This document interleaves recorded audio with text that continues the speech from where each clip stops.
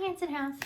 My name is Hannah Hamrick, and I am actually one of the board members of Hanson House. And I am a music therapist. I went to music school just down the street from you all at Baldwin Wallace, and I played in the orchestra. I'm so excited that you all get to go to a Cleveland Orchestra concert this week. That is awesome.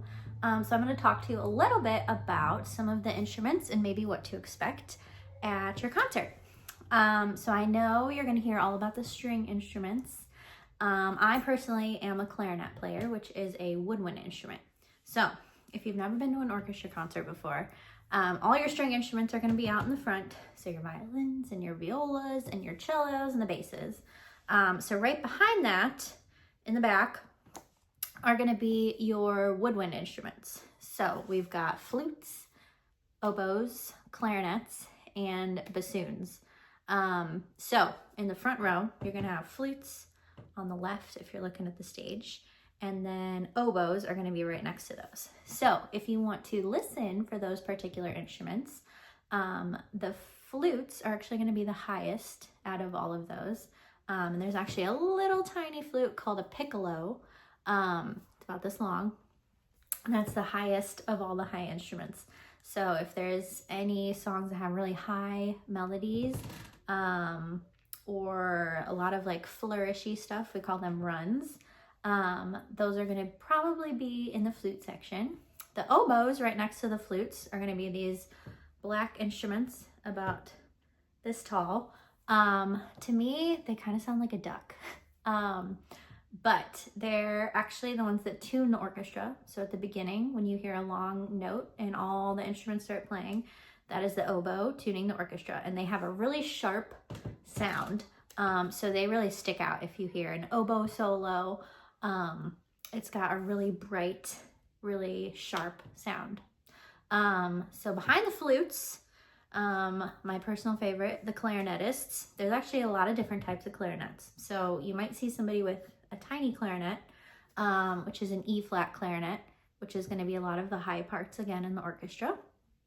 And the clarinet itself is going to have a really woody sound.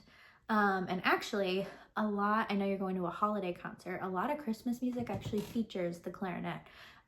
If you listen to the Home Alone soundtrack, or I was even watching Elf this week, and even the Grinch, uses a lot of clarinet because we get this really low, full sound, but we can also go really high.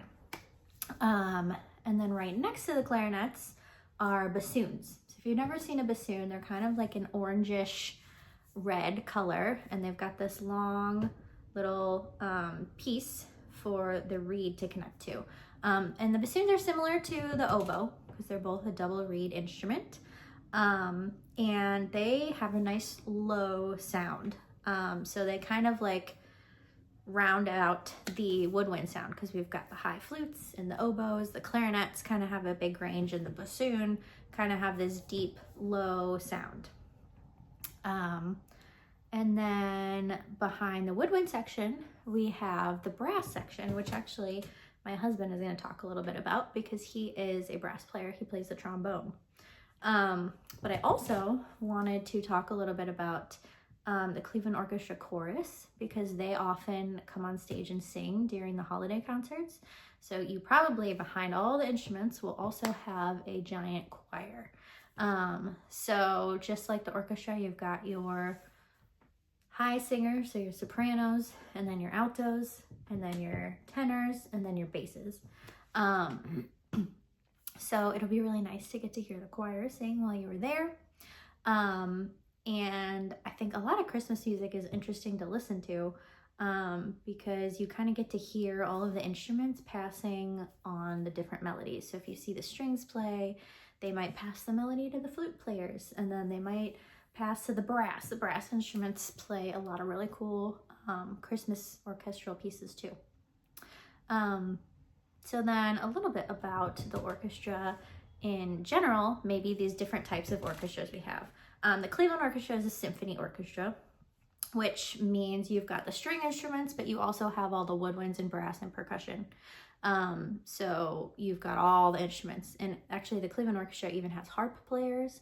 keyboardists. So for those really big symphonies, you get all those instruments on there. A string orchestra is just like it sounds, just the string instruments. So sometimes the Cleveland Orchestra will play string instrument pieces. I'm not sure if they will for your holiday concert you're going to. But that's just going to be all the string instruments on the stage. So the woodwinds and the brass and percussion get a break. And then a chamber orchestra is actually an even smaller version of the string orchestra.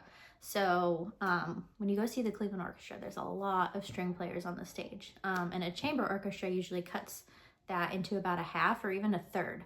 So you've got just a few violins and violas, a few cellos, and usually just one or two basses. And then if you cut it down even smaller than that, you get a lot of these special instrumental groups. Like a quartet is four. Typically a quartet, a string quartet, is two violins, a viola, and a cello. But really can be any variation of four instruments. I've played in a clarinet quartet. There's a lot of woodwind quartets, quintets. I don't know if Noah will talk about this, but at BW we used to have a brass quintet, and they would go up and play in the tower for Bachfest. So if you really enjoy going to this Cleveland Orchestra concert, maybe you all could go to Bachfest in the spring, since it's right down the street from you, and get to hear an orchestra again, and maybe some of those smaller ensembles too. I think that's really all the information I have for you. So I hope you have lots of fun and enjoy your concert, and I can't wait to hear all about it.